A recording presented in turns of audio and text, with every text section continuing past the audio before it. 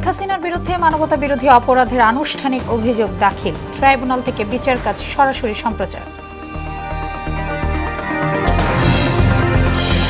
জামায়াতে ইসলামীর নিবন্ধন ফিরিয়ে দেওয়ার নির্দেশ আপিল বিভাগের, দাড়িপাল্লা প্রতীকের বিষয়ে সিদ্ধান্ত নেবে নির্বাচন কমিশন।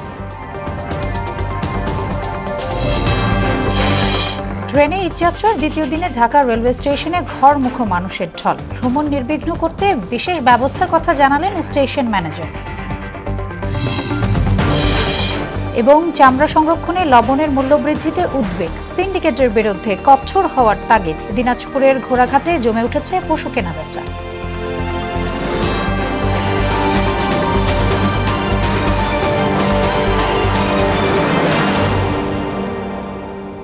আসসালামু আলাইকুম, সবাইকে মোহনা সংবাদে স্বাগত। শুনছিলেন শিরোনাম, আর পুরোটা সংবাদ জুড়ে আছি আমি সোনিয়া ইসলাম। এবার বিস্তারিত। জুলাই গণহত্যার দায়ে মানবতা বিরোধী অপরাধ মামলায় শেখ হাসিনাকে প্রধান অভিযুক্ত করে আন্তর্জাতিক অপরাধ ট্রাইব্যুনালে আনুষ্ঠানিক অভিযোগ দাখিল করা হয়েছে। মামলার অন্য দুই আসামি হলেন সাবেক স্বরাষ্ট্রমন্ত্রী আসাদুজ্জামান খান কামাল এবং সাবেক আইজিপি চৌধুরী আবদুল্লাহ আল মামুন। এর আগে গত 12 মে, জুলাই আগস্ট গণহত্যার ঘটনায় শেখ হাসিনার বিরুদ্ধে তদন্ত প্রতিবেদন দাখিল করেন তদন্ত সংস্থার কর্মকর্তারা। প্রতিবেদনে জুলাই গণহত্যার নির্দেশদাতা হিসেবে শেখ হাসিনার নাম উল্লেখ করা হয়। দর্শক, মামলার বিচার কাজ ট্রাইব্যুনাল থেকে সরাসরি সম্প্রচার হচ্ছে। বিটিভির সৌজন্যে সরাসরি চলে যাচ্ছে সেখানে।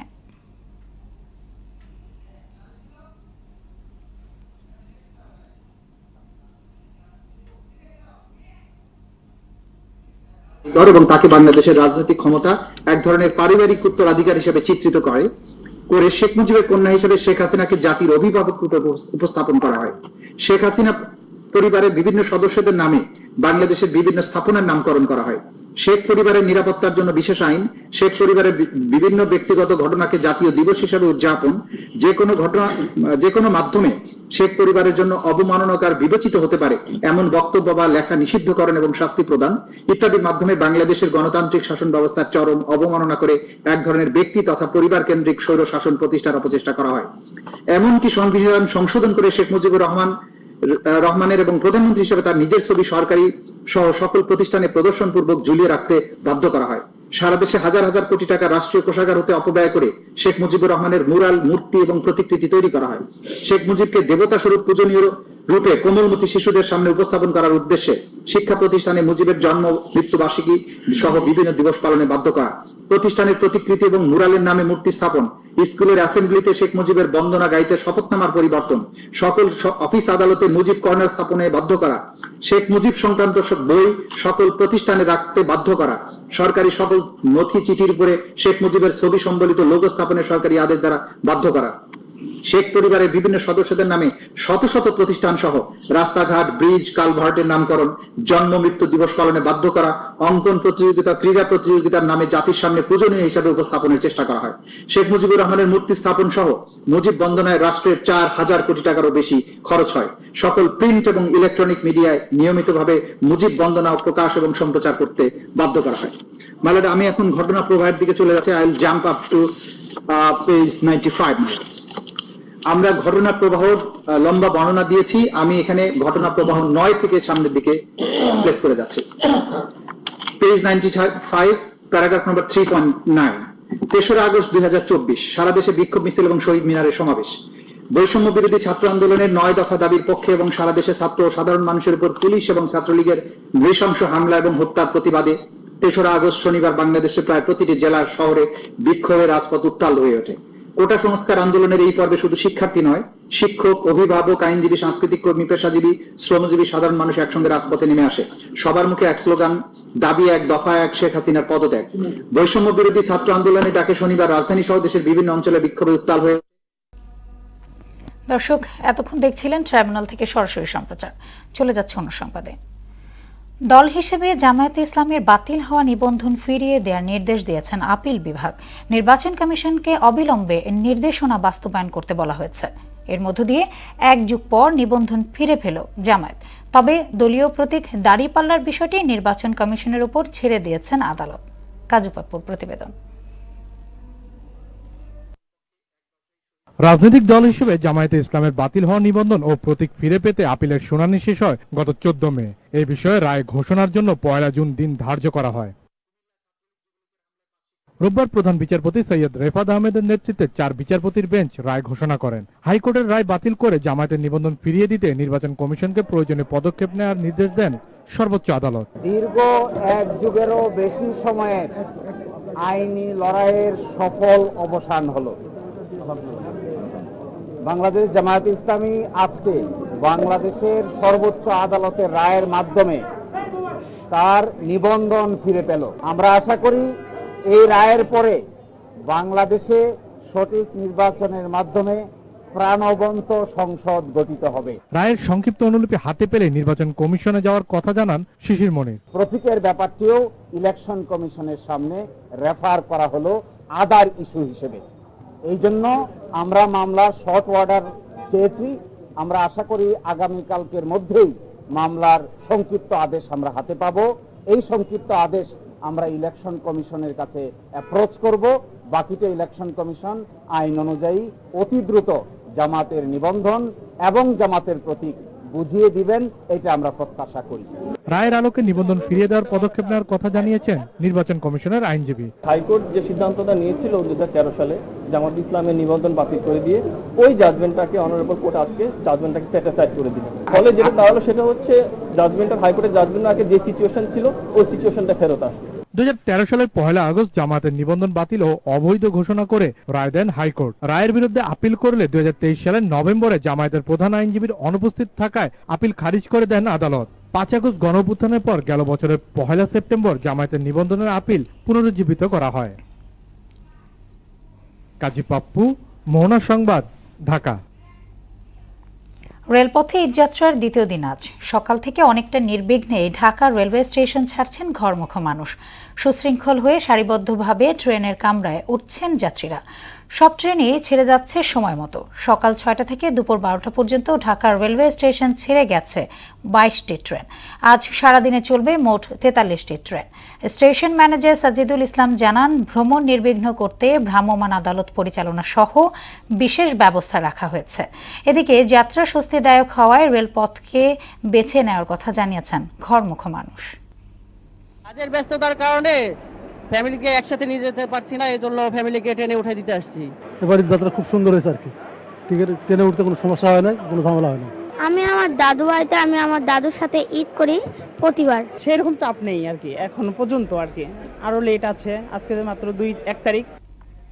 দর্শক, ঢাকা রেলওয়ে স্টেশনে আছেন সহকর্মী মাহবুব হোসেন রিপন। তার কাছে জানবো রেলযাত্রার খবর। রিপন, ঈদকে সামনে ঘিরে যাত্রীরা তো রেলপথ বেছে নিয়েছেন। আপনি কেমন দেখছেন রেলপথে ঈদযাত্রার সার্বিক চিত্র, জানাবেন।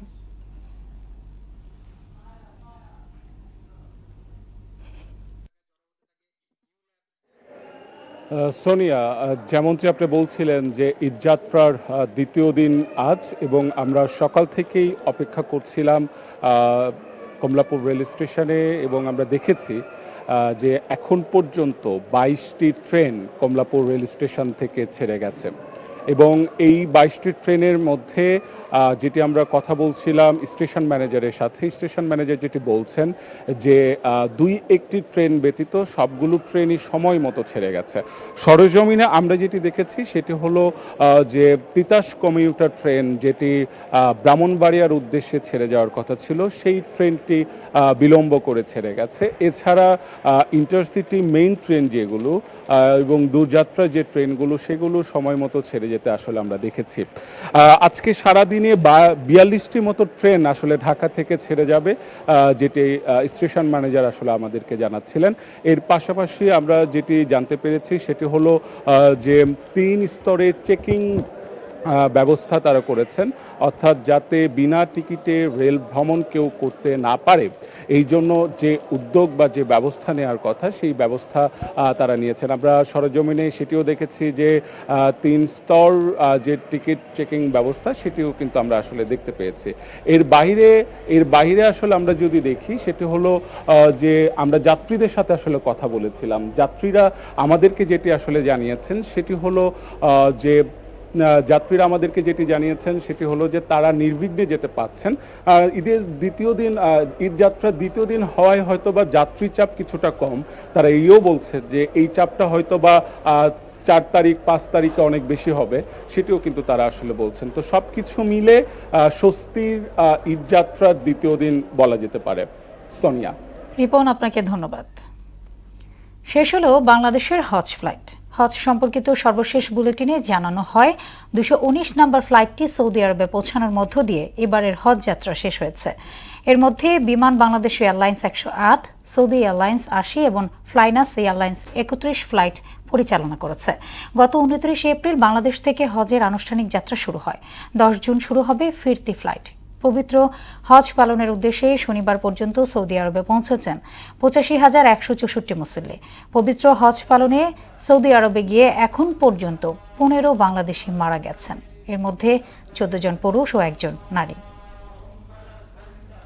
সিলেটের গোপালগঞ্জে টিলা ধসে মাটি চাপায় স্বামী স্ত্রী সহ একই পরিবারের 4 জনের মৃত্যু হয়েছে। গতরাতে উপজেলার লক্ষণাবন্ধু ইউনিয়নের বখতিয়ার ঘাট এলাকায় এই ঘটনা ঘটে। ভোরে ফায়ার সার্ভিস ও স্থানীয় লোকজন 3 জনের মরদেহ উদ্ধার করে। পরে সকাল 8:30টায় আরেকজনের মরদেহ উদ্ধার করা হয়। চামড়া সংরক্ষণের প্রধান উৎপাদন লবণের মূল্য বৃদ্ধিতে উদ্বেগ জানিয়েছেন খাত সংশ্লিষ্টরা।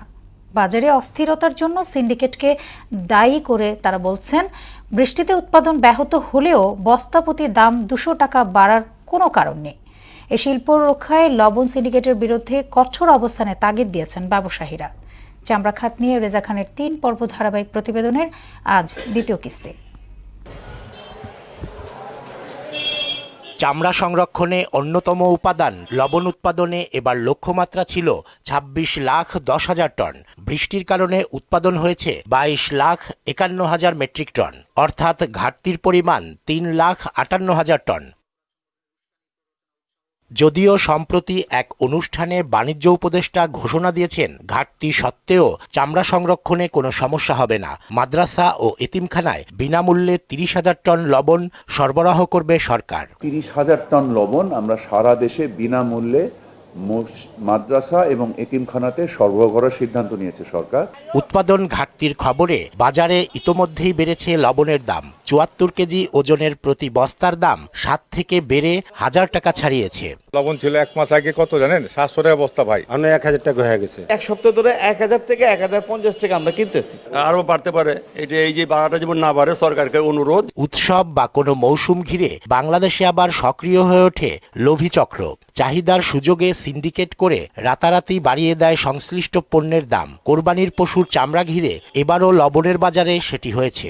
এটা বাংলাদেশের নিয়ম। এটা এখন আপনি কি বলবেন, যে কোনো জিনিস সিজনেবল দাম বেড়ে যায়। এ দেশের রক্তের সিন্ডিকেট জড়িত, যে আসবে তারাই সিন্ডিকেটে জড়িত থাকবে, বা সিন্ডিকেট বন্ধ হবে না এই দেশে।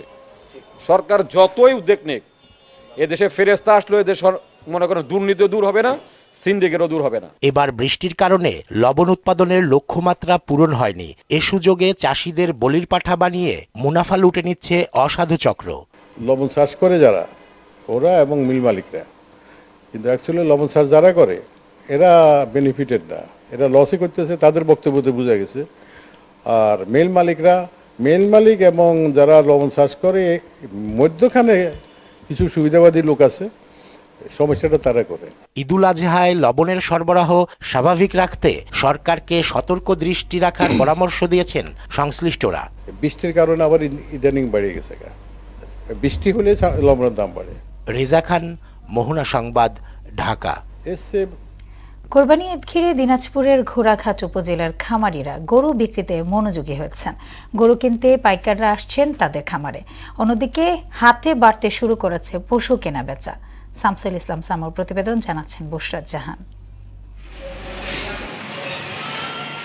কোরবানি ঈদকে সামনে রেখে গরু লালন পালন করেছে ঘোড়াঘাট উপজেলার ছোট বড় 200 খামারি ও কৃষক। সম্পূর্ণ দেশি পদ্ধতিতে গরু মোটাতাজাকরণ করেছে খামারিরা। গোখাদ্যের দাম বেশি হয়, ন্যায্য দাম পাওয়া নিয়ে শঙ্কায় তারা। আমাদের এই ফার্মে 39টা গরু আছে। এই কুরবানি ঈদের জন্য প্রস্তুত করা হয়েছে। প্রত্যেক গরু 15 মণ থেকে 14 মণ ক্যাটেল ফিড খাওয়ায়, তারপরে আবাদের ঘাস খাওয়ায় আর সাইলেজ খাওয়ায়। শুধু দেশি খাবার খাওয়ায়, খোল ভুসি ঘাস, কাঁচা ঘাস, তার মধ্যে খ্যার, শুকনা খ্যার। এদিকে উপজেলার বিভিন্ন জায়গায় জমতে শুরু করেছে পশুর হাট। বিভিন্ন অঞ্চল থেকে হাটগুলোতে আসছে গরু, ছাগল ও মহিষ। তবে দেশি গরুর চাহিদা বেশি। গেল বছরের তুলনায় দামও গরু প্রতি 5 থেকে 10,000 টাকা কম। গরুতে খরচ বহু টাকা খরচ পড়ে গেছে। কিষান পাক, খোল বসে, ভাত বসে, বহু কিছু কিনা হয়েছে। খেলার পরে মনে করেন দাম হচ্ছে না। সকাল থেকে দাঁড়া আছে, একটা গরু বিক্রি করতে পারিনি। খামারিদের গরুর দামের কারণে আমরা গরু কিনতে পারতেছি না, আর কারণ হলো ইন্ডিয়া থেকে গরু না আসার কারণে গরুর দাম একটু বেশি।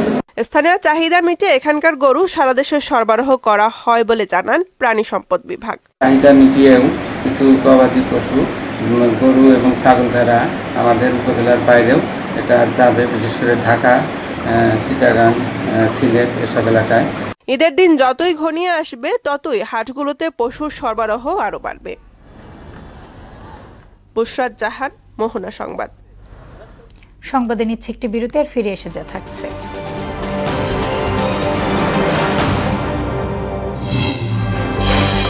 বন্যা ভূমিধসে ভারতের কয়েক রাজ্যে 75 প্রাণহানি। গাজা ইসরায়েলি হামলায় আরো 82 মৃত্যু। কানাডার 2 প্রদেশে ভয়াবহ দাবানল। এবং ইতিহাস গড়ে প্রথমবার উয়েফা চ্যাম্পিয়ন্স লিগের শিরোপা জিতল পিএসজি। 5 গোলে বিধ্বস্ত ইতালির ক্লাব ইন্টার মিলান।